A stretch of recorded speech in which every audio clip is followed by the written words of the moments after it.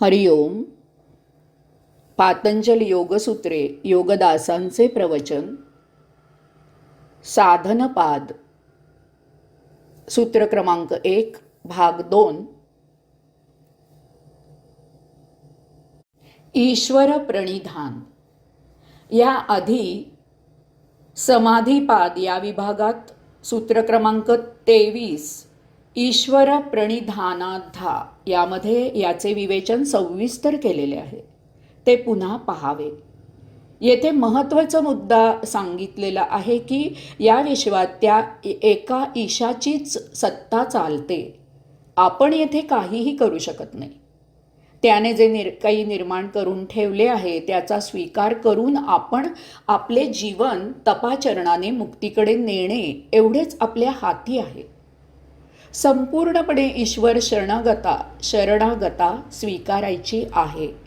तप आणि स्वाध्याय याने ईश्वर प्रणिधान याचे सतत भान ठेवायचे आहे. यासंबंधी थोडे विवेचन करूया.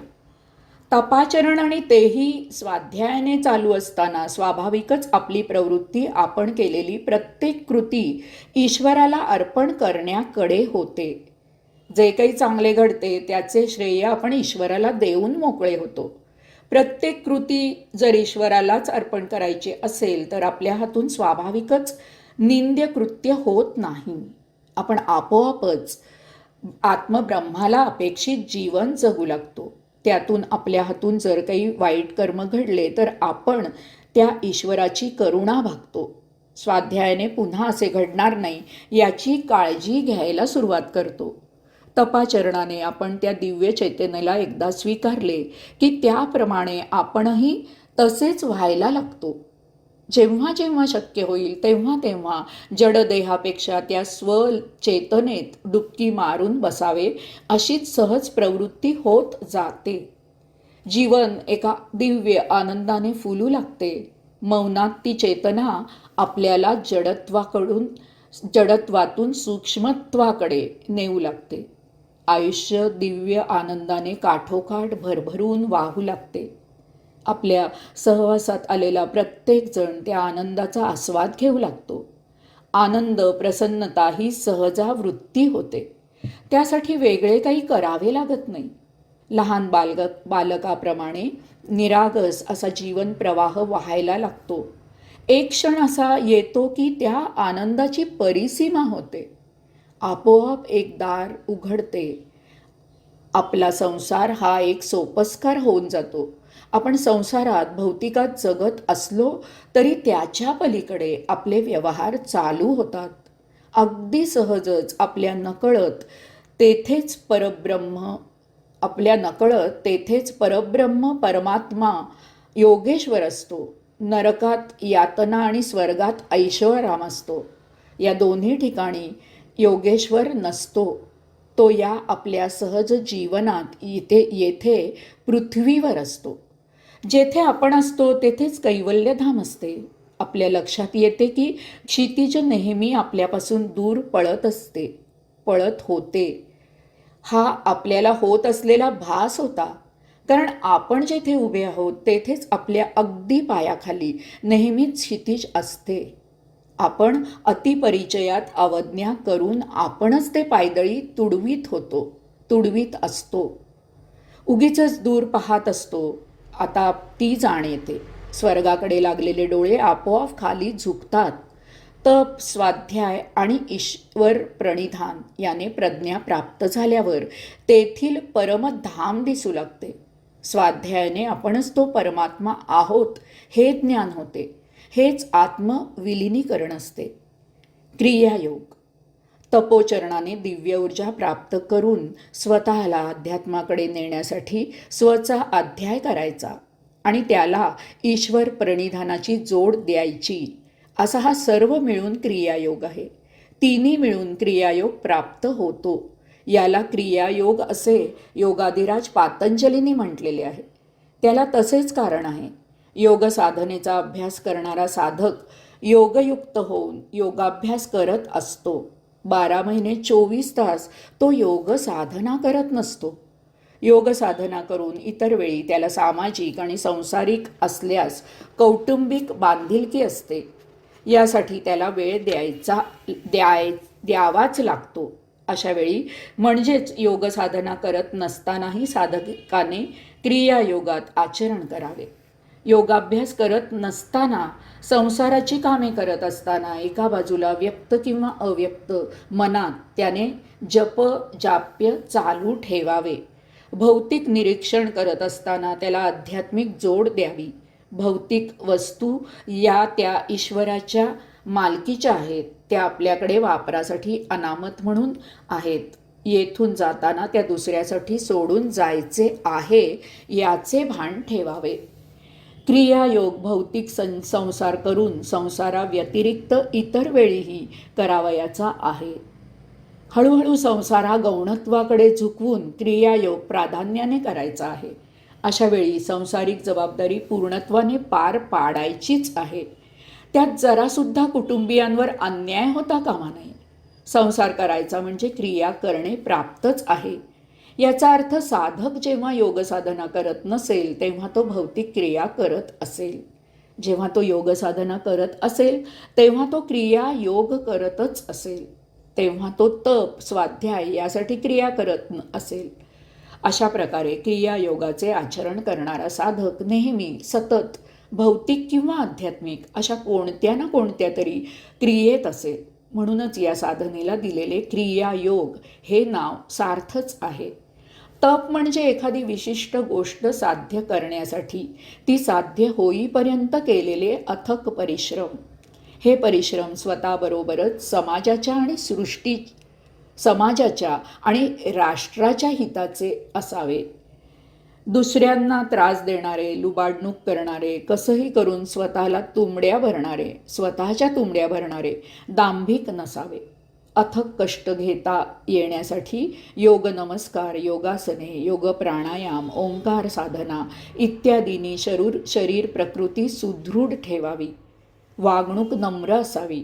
सर्वामुखी सुमंगलवाणी बोलून आनंदमय वातावरण ठेवावे.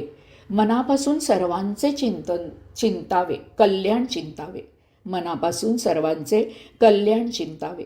आपल्याशी कोणी वाईट वागल्यास विवेक आणि संयमाने त्याची उपेक्षा करावी.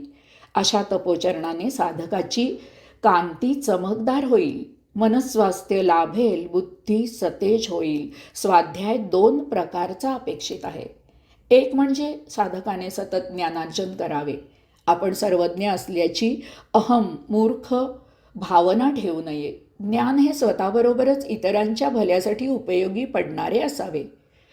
ह्याचबरोबर आपणासी जे जे ठावे ते दुसऱ्यासी सांगावे अशी ज्ञानसंवर्धनाची इच्छा असावी. ईश्वर प्रणिधान म्हणजे सर्वस्व ईश्वराच्या अधीन आहे हे जाणून आचरण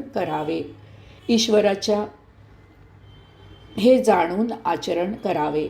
या विश्वातील प्रत्येक वस्तू, प्रत्येक गोष्ट त्या ईश्वरापासून निर्माण झालेली आहे. सर्वच त्या ईश्वराच्या मालकीचे आहे. आपल्याला त्या वस्तू या जन्मात वापरायला मिळतात. ही त्या ईश्वराची आपल्यावर विशेष कृपा आहे. आपण त्या वस्तू त्याची ठेव म्हणून वापरायच्या आहेत. अंतकाळी त्या येथेच ठेवून जायचे आहे.